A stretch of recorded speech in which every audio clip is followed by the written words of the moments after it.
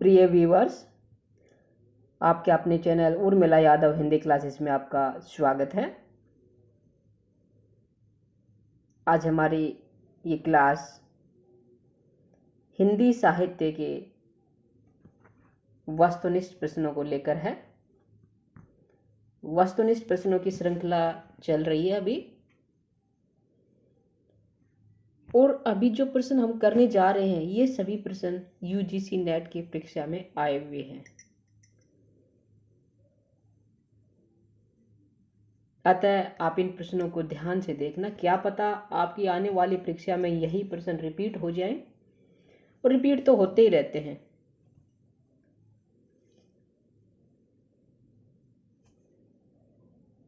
आगे बढ़ने से पहले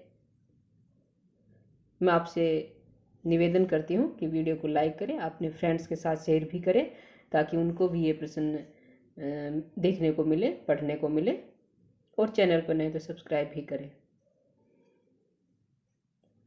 अच्छा ना लगे तो डिसलाइक भी कर सकते हैं।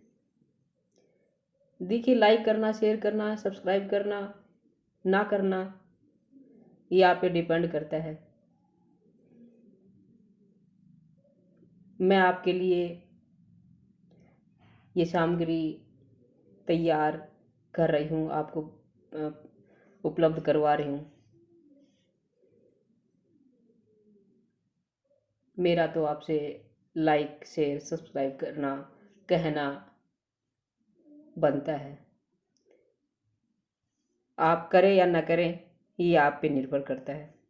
अच्छा लगे तो अवश्य करें, ना लगे तो डिसलाइक भी कर सकते हैं। और साथ ही जिस प्रश्न का उत्तर आप जानते हैं उसको कमेंट बॉक्स में अवश्य लिखें। और एक विशेष जानकारी, ये सभी प्रश्न पुस्तक के रूप में भी उपलब्ध है। इन सभी प्रश्नों की पुस्तक तैयार की हुई है। पुस्तक का नाम है हिंदी साहित्य वस्तुनिष्ठ प्रश्नोत्तर, लेखिका उर्मिला। ये पुस्तक आप कैसे प्राप्त करें, इसके लिए आपको 9873930334 इस नंबर पे कॉल करना होगा। यहाँ से आप पुस्तक के संबंध में जानकारी ले सकते हैं, पुस्तक को प्राप्त कर सकते हैं। चलिए अब आज के प्रश्न शुरू करते हैं। डॉक्टर सुनीति कुमार चटर्जी के अनुसार पूर्वी हिंदी आधुनिक भारतीय आर्य भाषाओं के किस वर्ग में आती है?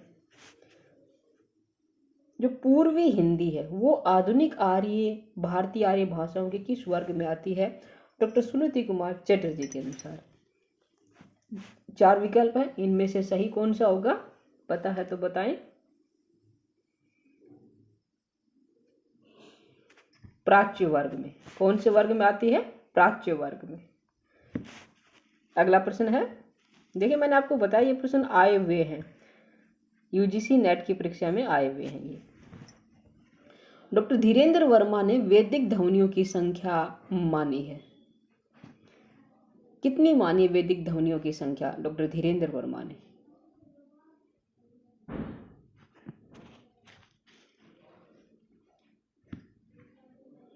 सही उत्तर है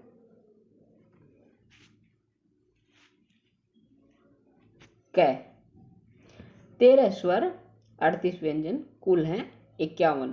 ठीक है, वैदिक ध्वनियों की संख्या डॉक्टर धीरेन्द्र वर्मा के अनुसार कितनी है? 13 स्वर है, 38 व्यंजन है, कुल हो गए 51। अगला प्रश्न आता है, लल्लू जी द्वारा रचित नहीं है। 4 रचनाएं हैं, इनमें से कौन सी रचना लल्लू जी यानी कि लल्लू लाल द्वारा रचित नहीं है? सियासन बतीसी, शकुंतला नाटक, प्रेम सागर। ये तीनों ही रचनाएं लल्लू लाल जी की हैं, इन्होंने ही लिखी थी। ये चंद्रावती ये लल्लू लाल जी की नहीं है। अगला है, अंगवधू किस कवि की रचना है? अंगवधू दादू दयाल, विद्यापति, रज्जब या कबीरदास? अंगवधू। ठीक है, अंगवधू ये रज्जब की रचना है। किसकी है? रज्जब की। आप कहोगे दादू दयाल की, नहीं दादू दयाल की नहीं है। दादू दयाल की वाणी रचनाएं इसमें संग्रहित हैं, संकलित हैं इसमें, ठीक है। और रज्जब ने लिखा था ये, जिसमें दादू दयाल जी की रचनाएं, उनकी वाणी का संकलन किया था अंगवधु में रज्जब ने। अब देखिए दादू दयाल, इनका जन्म 1544 में हुआ था और 1603 में इनकी मृत्यु हुई थी। 1544 में जन्म, 1603 में मृत्यु। किसकी? दादू दयाल की, ठीक है। और दादू दयाल की रचनाओं का संग्रह उनके 2 शिष्यों संतदास और जगन्नाथ दास, संतदास और जगन्नाथ। देखिए जानकारी बहुत ही महत्वपूर्ण है, ध्यान से देखिएगा, नोट भी कर सकते हैं। संतदास और जगन्नाथ दादू दयाल के 2 शिष्य थे। उन्होंने हरडे वाणी नाम से उनकी रचनाओं का, उनकी वाणी का संकलन किया था, ठीक है। और बाद में कालांतर में रज्जब ने इसका संपादन अंगवधु नाम से किया। हरडे वाणी का ही जो संपादन है बाद में कालांतर में इसने रज्जब ने अंगवधु नाम से किया, यानी कि अंगवधु में दादू दयाल की रचनाएं, उनकी वाणी संकलित है, ठीक है। चलिए आगे बढ़ते हैं। वक्रोक्ति संप्रदाय के विरोधी आचार्य कौन से हैं? हमें ये बताना है, वक्रोक्ति संप्रदाय है उसका विरोध करने वाले आचार्य कौन से हैं।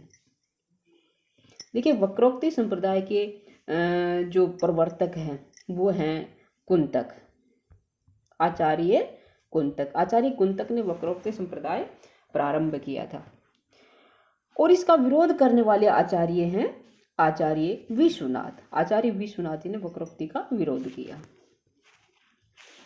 अगला प्रश्न है, किस आचार्य ने भावातिरेक को अनिष्ट कारक माना है?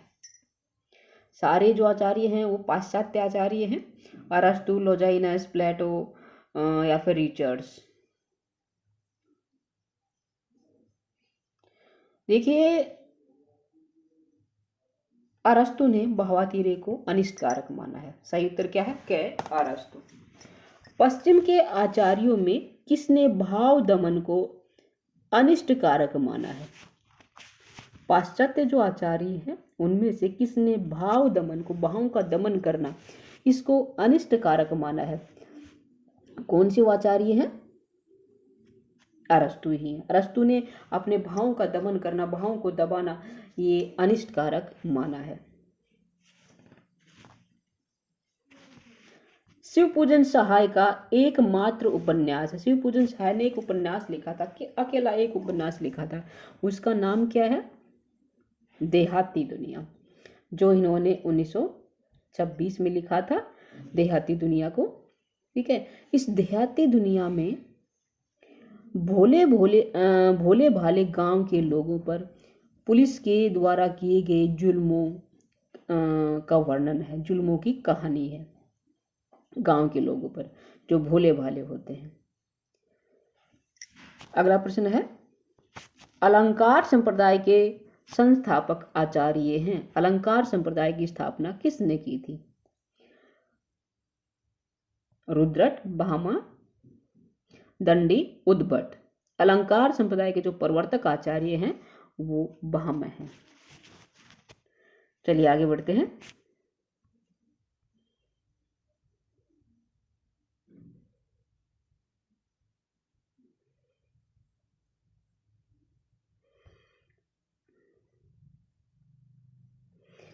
कार इत्री और भाव इत्री प्रतिभा का विभाजन किस आचार्य ने किया है? कार इत्री और भाव इत्री प्रतिभा के 2 भेद माने हैं, किसने माने हैं? ये जब हमने भारतीय काव्य शास्त्र किया था उस समय ये प्रश्न आया था, आपको ध्यान है तो। और यदि आपको इस प्रश्न का उत्तर पता है तो कमेंट बॉक्स में अवश्य लिखें। आप लिखते नहीं हो। जो भी विद्यार्थी यूजीसी नेट की, एस्टेट की, सीटेट की तैयारी कर रहा है, जिनका विषय हिंदी है, जाहिर सी बात है हम हिंदी लिटरेचर पढ़ रहे, हिंदी साहित्य पढ़ रहे, तो हिंदी वाले विद्यार्थी ही इस वीडियो को देख रहे होंगे, उनको इस प्रश्न का पता है तो अवश्य लिखें। कार्यत्री भावित्री प्रतिभा का विभाजन आचार्य राजशेखर ने किया है। प्रतिभा के दो भेद माने हैं, कार्यत्री और भावित्री, ये आचार्य राजशेखर ने मानी होती है। कार्यत्री प्रतिभा कवि के हृदय में होती है और भावित्री प्रतिभा सहृदय में होती है। ठीक है, आगे बढ़ते हैं।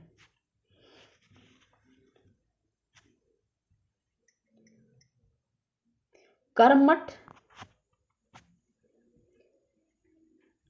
कठमलिया कहें ज्ञानी ज्ञान विहीन तुलसी, त्रिपथ बिहाय गो राम दुआरे दीन।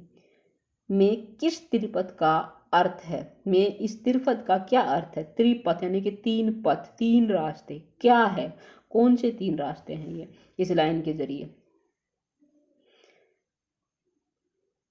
सही उत्तर है कर्म मार्ग, ज्ञान मार्ग और उपासना मार्ग। ये गह विकल्प सही है। कर्मठ कठमलिया ज्ञान मार्ग, कहे ज्ञानी ज्ञान, कर्म मार्ग ज्ञान मार्ग, कर्मठ यानी कि कर्म मार्ग, ज्ञानी ज्ञान यानी कि ज्ञान मार्ग, विहीन तुलसी त्रिपथ बिहाय गो राम दुआरे दीन। यहाँ राम की उपासना के विषय में कहा है, तो यहाँ अगला है उपासना मार्ग। तीन मार्ग की बात कही गई है। आगे बढ़ते हैं। डलमल डलमल चंचल अंतल झलमल झलमल तारा, पंक्ति का में मुख्यतः वर्णन है। डलमल डलमल, ढलमल ढलमल चंचल अंतल झलमल झलमल तारा, पंक्ति में किसका वर्णन है?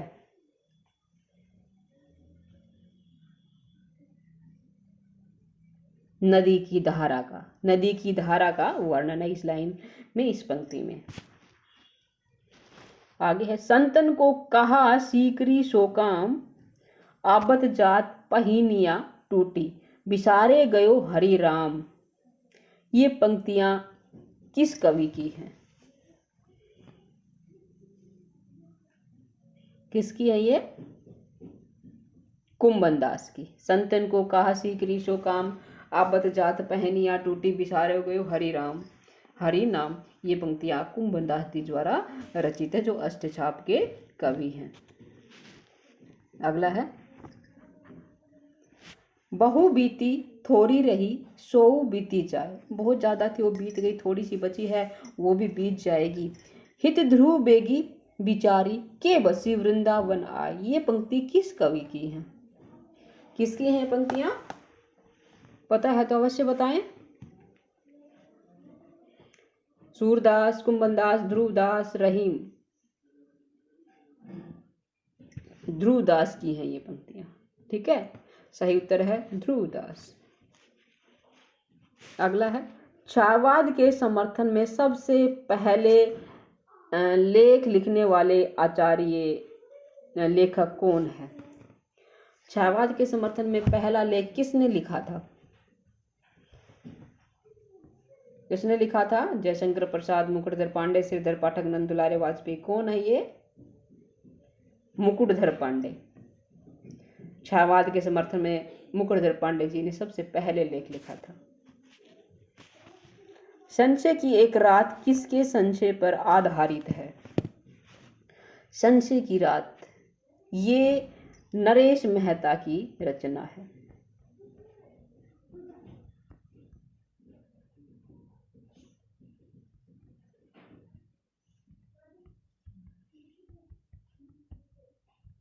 नरेश मेहता द्वारा लिखित है संशय की रात। इसमें राम के संशय का वर्णन है। किसके संशय का वर्णन? राम के। राम के मन में संशय है कि क्या सीता के लिए रावण से युद्ध लड़ा जाए या ना लड़ा जाए, क्या ये उचित होगा अथवा अनुचित होगा। उसी घटनाक्रम के लिए राम के मन में द्वंद्व चल रहा है, संशय चल रहा है युद्ध को लेकर, युद्ध करना चाहिए या फिर क्या करें क्या ना करें। उसी संशय पर ये आधारित है, संशय की एक रात। राम के संशय पर आधारित है नरेश मेहता। ये पौराणिक गीति नाट्य है। क्या है? पौराणिक गीति नाट्य। अगला है अरे यायावर रहेगा याद, किसका यात्रा वृत्तांत है? अरे यायावर रहेगा याद, ये यात्रा वृत्तांत अज्ञे जी का है। अज्ञे ने दो यात्रा वृत्तांत लिखे हैं, एक अरे यायावर रहेगा याद, दूसरा है एक बूंद सहसा, सहसा उछली। ठीक है, एक बूंद सहसा उछली, ये दूसरा यात्रा वरदान इनका, यात्रा साहित्य है। ठीक है, और ये जो अय यायावर रहेगा याद, ये इन्होंने 1953 में लिखा था। एक बूंद सहसा उछली ये 1965 में लिखा था। अगला प्रश्न आता है, निम्न में से कौन सी कृति संस्मरण विद्या की नहीं है? पथ के साथी, हम हस्मत, आओ, लौट आओ धार, मित्र संवाद। देखिए इसका सही उत्तर क्या है, संस्मरण नहीं, हमें ये बताना है। चलिए बताती हूँ। पथ के साथी ये महादेवी वर्मा की रचना है और संस्मरण है। ठीक है, किसकी रचना है? महादेवी वर्मा की पथ के साथी संस्मरणात्मक कृति है। हम हस्मत ये कृष्णा सोबती की रचना में, हम हस्मत कृष्णा सोबती, संस्मरण है ये भी। लौट आओ धार ये दूधनाथ सिंह की संस्मरणात्मक रचना है। तीनों ही संस्मरणात्मक रचना है। मित्र संवाद ये इस प्रश्न का सही उत्तर है। मित्र संवाद संस्मरणात्मक कृति नहीं है। फिर क्या है ये? इसमें केदारनाथ अग्रवाल और रामविलास शर्मा के पत्रों का संकलन है मित्र संवाद। क्या है? केदारनाथ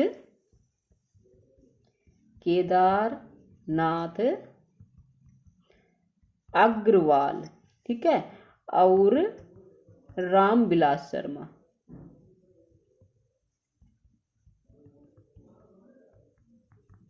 इन दोनों के पत्रों का संकलन है ये मित्र संवाद। ठीक है, केदारनाथ अग्रवाल और रामविलास शर्मा के पत्रों का संकलन है मित्र संवाद। आगे बढ़ते हैं। हजारी प्रसाद द्विवेदी के किस उपन्यास में औपनिषदिक कथा का आधार लिया गया? उपनिषदों से लिया गया उपन्यास है, कौन सा है वो? बाणभट्ट की आत्मकथा, पुनर्वास, चारुचंद्र लेखन, अनामदास का पोथा, सभी आचार्य प्रसाद द्विवेदी जी की रचनाएं हैं।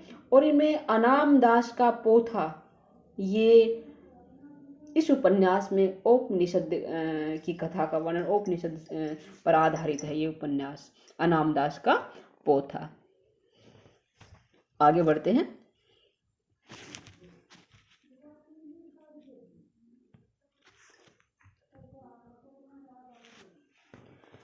निम्न में से कौन सी रचना पौराणिक कथा पर आधारित नहीं है? 3 रचनाएं पौराणिक कथा पर आधारित है, एक नहीं है वो बताना है। देखिए, महाप्रस्थान, सभी के विषय में बता देती हूँ। महाप्रस्थान ये नरेश मेहता की रचना है। किसकी है? नरेश मेहता। नरेश मेहता, ठीक है। ये महाभारत पर आधारित है। महाभारत पर आधारित है, तो ये पौराणिक है। ठीक है। उर्वशी ये दिनकर जी की रचना है। दिनकर, रामधारी सिंह दिनकर की रचना है। इसमें उर्वशी